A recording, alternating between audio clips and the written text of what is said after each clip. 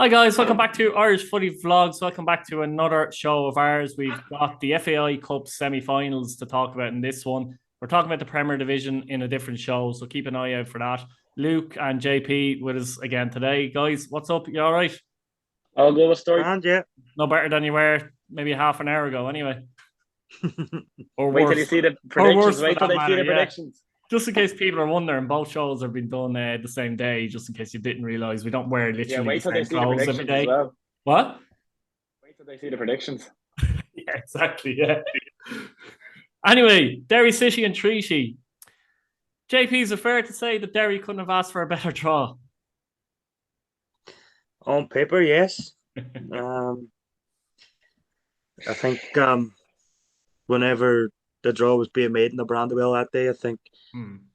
this is the one that everybody that was standing around the back of the RT punditry was hoping that would come out. And it was no disrespect. The treaty, like they're the Waterford and Shelbourne are they're two they're stronger than treaty, like so.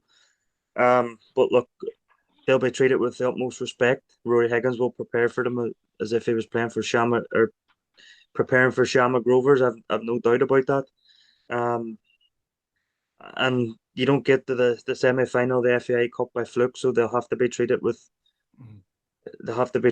respect, and they will be. They've had an excellent win against UCD in the round before. I think the week before or a couple of weeks before that, we struggled to beat UCD. So they were impressive that night. And the Curran, we know all about him. He was here in the infamous Roddy Collins era, and he didn't have a great year here, but we know that he can put the ball in the back of net if you give him a chance, as he's done all season, a hat trick in the last round.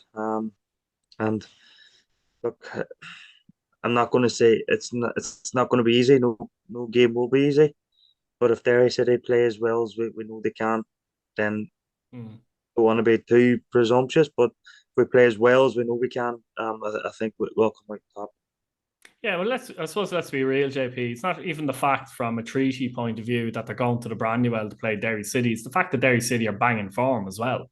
They've been scoring. Do you know what I mean? Like, so it's not like Yeah, it's not criticism. They've been scoring goals. They haven't been yeah, conceding goals. Literally, like they've yeah. what's that? 7 games in a row in the league? Is it where they haven't conceded a goal? 6. 6 goals, 6 games in the league where they haven't conceded Yeah, a goal, and they conceded one against Shamrock Rovers. And as I said, they've been scoring goals. They put three past Finn Harps. They went to Richmond Park and beat an informed St. Patrick's Athletic team, for example, as well. They beat Shamrock Rovers 3-1. So it is a daunting task if you were to get your Derry head off you for a minute and look at it from a treaty point of view. yeah, It is a daunting task for them, isn't it? But yeah, when I say a daunting task, it's also an exciting task because they're in the yeah. FAI Cup semi final and they're travelling to the Brandywell. You're not going to get to the final or win the cup by not playing a good side along the way. So, Yeah. And they're coming to a sellout Brandywell as well. Like it's absolute sellout. There's no tickets left. And for many of these players, unless they cause a massive upset, they're mm, unlikely to probably play in front of this kind of crowd again. So um it'll be a nice occasion for them. It'll be their first time up here to the new for many of the players it'll be their first time the redeveloped Brandywell. I think. So the the first game in the redeveloped Brandywell was the old Limerick. mm. And I'm not sure if there's any players left that played in that game. Was Tommy Barrett the manager or One Wonders?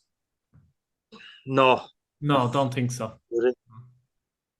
no, I don't think it was. I think No. it was one of the boys they brought in from England or something like that. I can't mind. No, I don't think he was. I can see the guy's face. I just can't mind his name. But for the fans, I know they'll be looking forward to it. I know someone was said they've a 7 a.m. start. So um, it'll be a day out for them. And look, they've nothing to lose basically. They'll that's the way they'll look at it. They've nothing to lose. They'll see all the pressures on Derry. And if they get anything, it'll be a bonus for them. But as you say, we've 6 games in a row without conceding. Mm.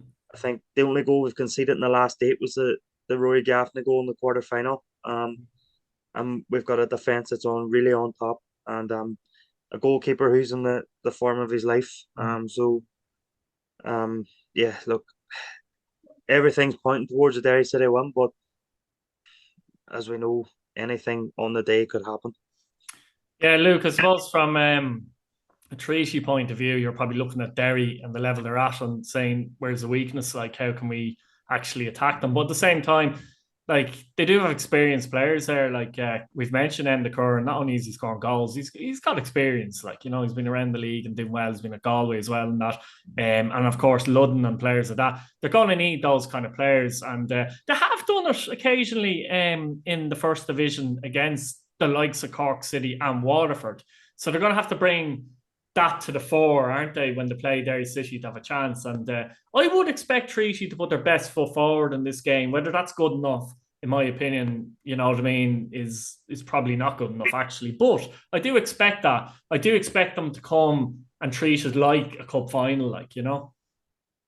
Yeah, they've nothing to lose. I think that's the important thing to mention, as you've both said. Like, they've nothing to lose. They're not being tipped as bookie favourites to go in and win the game. So they're not going to be playing with any real pressure behind them. They're just going to go in and say, look, what an achievement we've done. The club only in the League of Ireland since 2020. To come up to this place, playing in a cup semi-final, it's just an incredible achievement. And it's a testament to the work that's been done by the Treaty United board, by the staff, by the players, by everyone involved with the club. So they'll enjoy it. It's as you said, it's a day out for the likes of the fans and the club, like the people who are involved with the club, working behind the scenes in the club. So it's going to be very good for them to, you know, experience such an atmosphere, which is, you know, going to be, it's going to, I can imagine the Brandywell will be hopping on Saturday afternoon. So I mean Sunday afternoon. My apologies. So look, it's an exciting time for Treaty, but Derry will want to go in and they'll want to put that away early, and I reckon they will.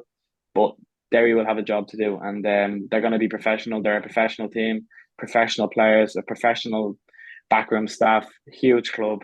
They'll do the business, and they'll not treat it like it's just a kick about with the lads. Like they're going to go in and they're going to they're going to go for it early. They'll want to score early to settle any sort of maybe nerves that might be lying with the Derry players, which understandably they will. It's a big game for them. It's a big game for them. It's a big game for not just Derry. It's a big game for the city as well. So a lot of people will be looking forward to this one. A cup semi-final at home. It's brilliant for Derry at home to Treaty United. Look, no disrespect to Treaty, but probably not near the level of Derry City. So it's a huge game for Derry. But Treaty, stranger things have happened in football. What a story it would be. But you know, I'm sure JP just wants to get the business done. I think, Luke, as well, you kind of half mentioned it there, but if Derry score early, you'd kind of worry for Treaty as well on the other side of things. You would, and for their sake, like, you wouldn't want to see that. To be honest, you would not want to see that. Because look, it's going to be it's a trip up, and it's on RTE. There's you know, it just wouldn't. They wouldn't want that. You know what I mean? So look, they'll want to not. They won't want that to happen. So they'll probably be cautious of that as well. But look, they've nothing to lose, so they should have. They've every right of going for it. If Treaty score early, who knows what happens? But or if Treaty score at all, who knows what happens? But it's a huge game. It's a huge game, and you know, look, brilliant, fair play to Treaty for getting this far. So you know, pressure's on for Derry to get the job done. Prediction: 4-0 Derry. JP. Tommy Barrett was the manager that night. If he was, just checked it. Was he? Yeah, it's interesting. A little bit of trivia, isn't it? Yeah. I'm not going to give a score. But I'm Don't going blame you. I'm going to say Derry they won. I think, to be honest, I think Derry will win 3-0. I think they will score early, but I do think from Treaty's point of view, even if Derry play really well, I think they might pull the reins a little bit in the second half if they're in control of the game. But from a neutral point of view, you would like to see Treaty, especially it's on telly, give it a good game. You never know, but Derry have to be strong favourites for this. The other semi-final, I suppose, is a little bit more interesting in terms of. Sorry for Sorry, cutting JP. Yeah. across, Jake. I think what could go in Derry's favour as well is the game has to finish on the day, so it won't be like where Treaty will be able to sit in for 90 minutes and try and get them back to Marcus Field, where at some point they might have to try and go and get a goal or try and get a winner, so which could play into Derry's hands as well. And over the course of 120 minutes, you would probably expect Derry that they have too much for them. Yeah, even if Treaty actually were to get to 90 minutes, I just think with the part-time element they're actually at as well, I don't think they'd see through the 120 and even get the penalties. I don't think that's something they can come into their head, to be honest with you there. But Waterford and Shelbourne in the other semi-final, and this is one where, again, it's a first division team against a Premier Division team, but the way Waterford are at the moment, obviously Waterford are a full-time club as well, but the way they're playing, they're up to second now in the first division, the way they're playing, the way they're attacking, the type of football they're playing, obviously the results they've had in the cup, they haven't had it easy. They haven't just scuttered their way to the semi-final. They've beaten Pats, they've beaten Dundalk, or third and fourth in the league. But it doesn't feel like Shelbourne are up against a first division team here, does it, JP? No, and they shouldn't be up against the first division team because I think Waterford should still be a Premier Division team. The whole fiasco leading up to the playoff final last year, I think, had an impact on their performance against UCD that night. I think if Mark Bircham had been still in the dugout, they wouldn't have lost that night. As you touched on it, their full-time team, they started the season slowly, changed the manager, and Danny Sayre has really galvanized that group of players, that team, that club, the city, got them all pulling in the one direction. And they're, as you say now, they've leapfrogged Galway, who was Cork and Galway for the most part of the season, and Waterford have put a run together now. Really good players there as well. Phoenix Patterson and Junior, who can hurt you. And you touched on it as well. They haven't flipped away here. Say won over St. Pat's away, Dundalk at home. They're a full time team, and I think they're a Premier Division team playing in the first division, and it's at the RSC as well. And Shelbourne are really up against it here, I think. Do you think so, JP? Maybe unlike the Pats games and the Dundalk games, that now suddenly there's a little bit of expectation, and that might play into a little bit of pressure for Waterford, because people will say in Waterford that also that Dundalk and Pats are better teams than Shells, but also the fact that now they've beaten those teams, got to the semi-final, they're at home. Are they under a little more pressure in this one than they were maybe in those games? I'm not sure they'd be under a wee bit more pressure. I still think because Shelbourne's a Premier Division team, that they'll still be they'll still be the favourite. But I think people will be not as surprised if Waterford was to win the game. But there's as you say, I think there's an expectation now that Waterford are going to give Shelbourne a performance. And it's the wins. Let's put it this way: the wins over St. Pat's and Dundalk probably wouldn't help the expectation levels of those outside the group of players.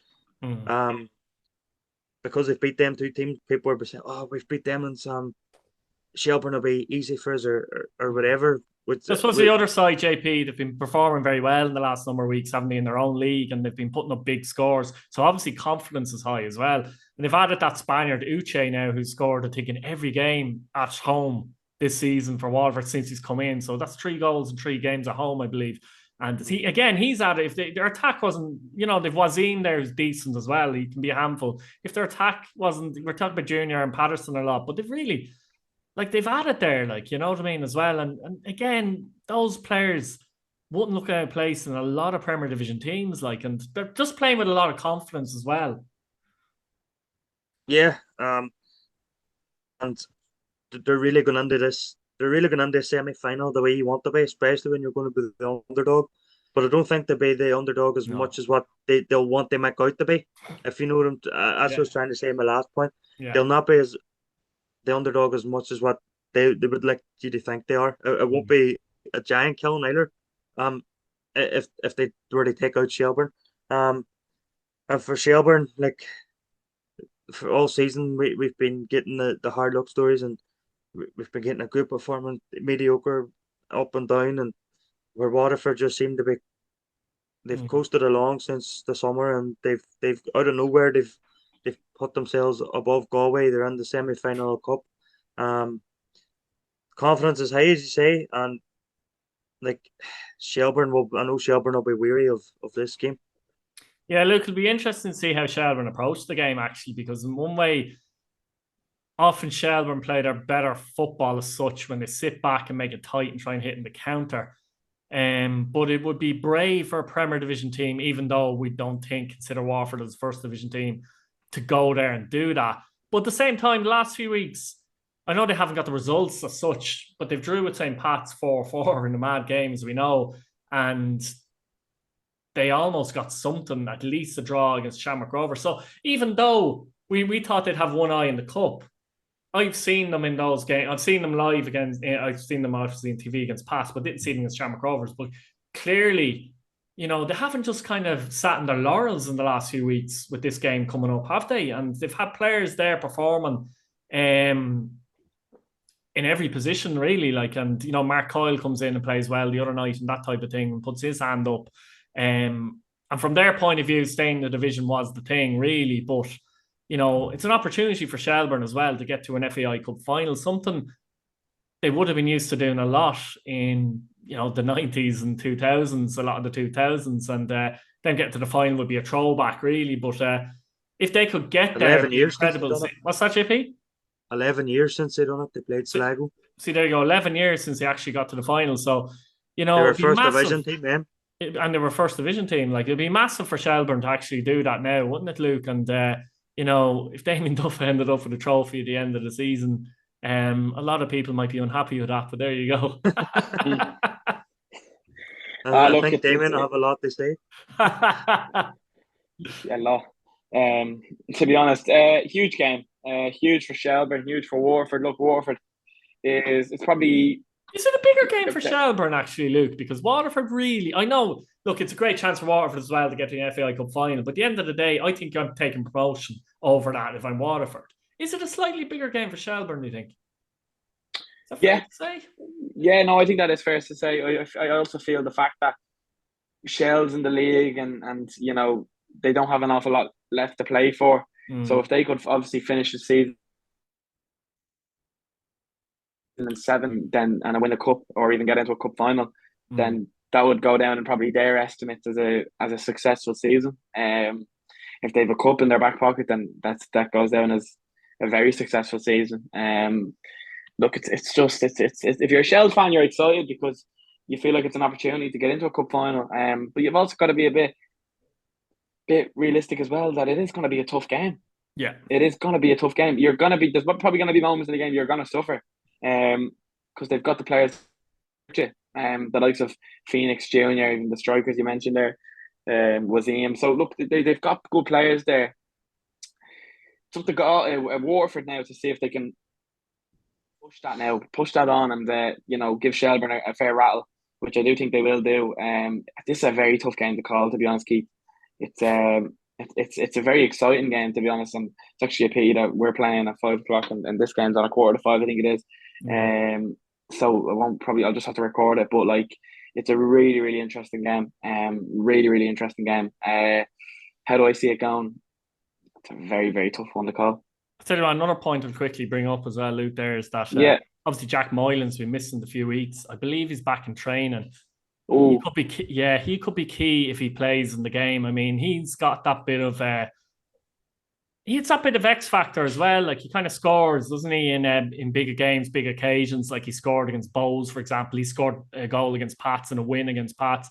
And he can just open the game up, can't he, with his dribbling ability and that sort of thing. So they need him to play, in my opinion. I think it's important he plays. The question is, will he? I don't know, but he's out with a muscle injury. But even if he's not 100% fit, do you risk it? I think you do. I think you do. You've nothing. I also feel like Shelbourne, they've nothing really to lose here. They're in a cup if he gets injured for another few weeks, it doesn't matter. Well, I think he'll say different, but I can see the point. However, I'll actually go over the point there. He could do that and they could win, and then he missed the next few weeks. So there is a risk to it, though. Yeah. It is a risk, but Duff will know best himself, I think. And I think Moylan will know himself because Duff is been around football long enough.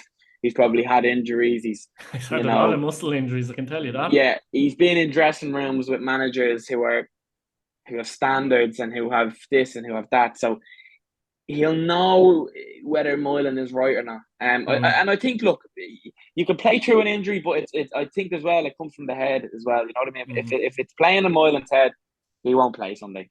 But if it's not, if he doesn't let it get to him, and he's even at a 60-70%, Shelbourne will take that, because a 60-70% Jack Moylan still gets into a lot of Premier Division sides, to be quite honest with you. So yeah, he's a huge player for Shelbourne. Huge the way they've played this season. Huge the way they've attacked. The way they've scored goals. The numbers he's added to his games as the season's gone on. Been a huge player for Shells. And look, I'm sure their fans would be delighted if they could get him obviously back in the squad this weekend. And what a game to get him back for. So yeah, look, and I think Waterford will probably be planning as if Moylan will be playing.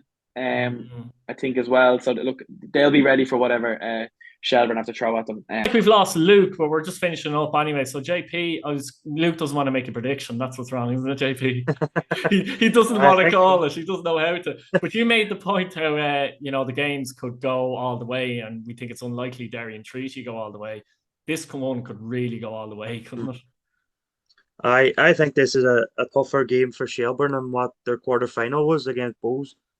I really do. I think they're up against an informed Waterford team. Yeah. As we spoke about already. This is one that they can go all the way to penalties. I could see it like it's two teams that are probably evenly matched, even though they're in different divisions. So I say it's what approach do Shelbourne take, because we saw early in the season they took the approach of sitting back and fighting teams on, and then in the second half end stepping forward and going and maybe winning the game or getting a point. I could potentially see Duff using that approach here. Partisan crowd against us. This crowd are expecting to beat us and fight them on. Let's see what they have, and then we'll go for the men. If they don't lay a glove on us, we'll go for the men. But hard one to call. I think this one's going to extra time, Keith. I do. And I think Shelbourne will get over the line. I think they'll get over the line. You're talking about throwbacks for Shelbourne and FAI Cup finals, and I think there was 3 between them and Derry in the 90s. So a wee bit of nostalgia if Derry and Shelbourne can reach the final again. So I've never been to a Derry Shelbourne final, and the rivalry is not as good as what it was back then. But there's still that wee bit of meat that on the bone. We'll be with the older brigade for sure. Yeah, when it comes to this fixture, and I remember the 06 battles that we had with them going for the league as well. So remember all that. So I think they'll get over the line, but Waterford will give them a really good game. Yeah, no, I'm finding it very difficult to call myself, but because I had this strange feeling at the start of the year that Shelbourne would make the cup final, it's hard to go against that now, considering in the semi-finals. So for that reason, I'm literally going for that reason. I think, but I like you, I just sense they might just do enough, be it 1-0 win, although I do think there'll be goals in this game, but they could do it in extra time, they could do it in penalties, but it really could go either way. Personally, really looking forward to this one as well. But yeah, guys, look, we'll leave it there. Let us know what you think in the comments of any of the fixtures. Give us a prediction. Thanks for watching. Subscribe, hit your bell notification button. Nearly forgot about that one. And I'll say thanks to JP, but Luke went away, so I don't know what to say to him, JP, but you can go. He's sacked. Cheers, Keith. Enjoy it. See you later. Bye.